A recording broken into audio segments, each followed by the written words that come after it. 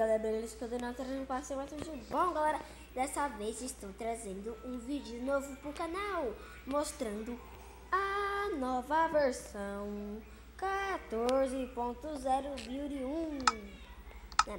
Olha que da hora, você vem mostrar aqui as coisas que tem, né? Tem carrinho com baú, né? Ó, pera aí. Deixa eu pegar aqui, ó. Carrinho com baú, carrinho com funil, carrinho com diamante, dinamite. Ah, não dá pra colocar saco. Mas dá pra botar cabeças também. Por exemplo, eu estou com uma cabeça de creeper. Nossa, agora dá pra fazer um sistema de redstone. A única coisa que não vem é coisa nova. Aqui vem alguma coisa.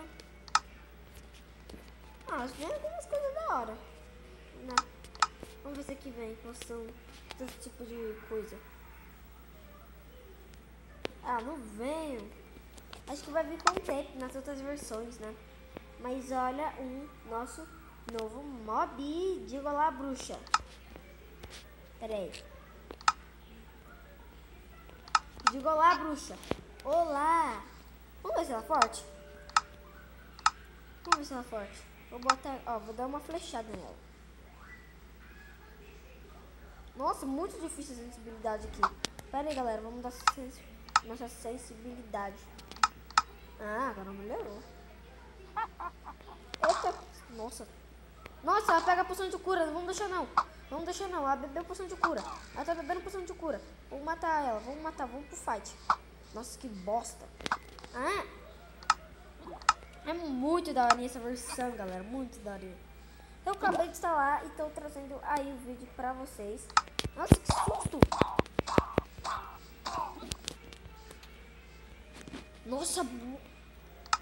Nossa, dá pra dropar! Nossa, muito da hora. Tem um PC, mano. Versão muito louca. Funil. Vamos ver se dá pra abrir baú. Cadê baú? Cadê baú? Cadê baú? Baú.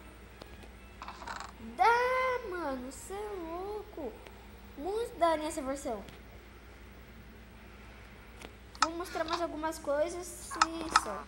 Aqui não tem nada que preste. Funil, ejetor, liberador. Dispenser, né? Acho que é. Cadê? Tem dispenser? Ah, tem ali. Tem moldura. Que da hora. Deixa eu ver. Aqui pegar essas coisas aqui, ó. Nossa. Areia vermelha. Que madeira da selva.